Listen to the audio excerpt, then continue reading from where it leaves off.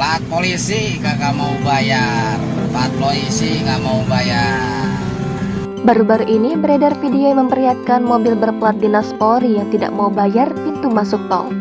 Diketahui kejadian ini terjadi di gerbang tol Krukut 3, Kota Depok, hingga viral di media sosial.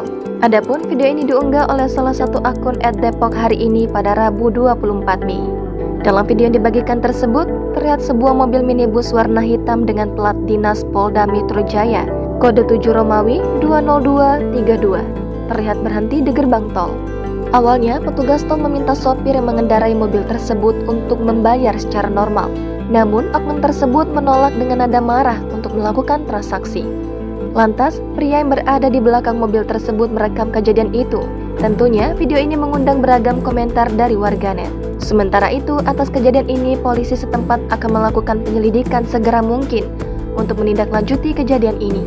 Kapolres Metro Depok, Kombes Ahmad Fuadi mengatakan pihaknya sudah memonitor peristiwa itu dan sedang diselidiki. Meski begitu, Kombes Ahmad Fuadi enggan terlalu cepat memberikan keterangan secara keseluruhan. Hal ini karena pihaknya harus melakukan pengecekan lebih lanjut. Plat polisi kagak mau bayar, plat polisi nggak mau bayar. Pemerintah beginilah. Apakah mesti saya bayarin? Nih bos, plat polisi bos. Jangan lupa subscribe, share, komen, dan like ya.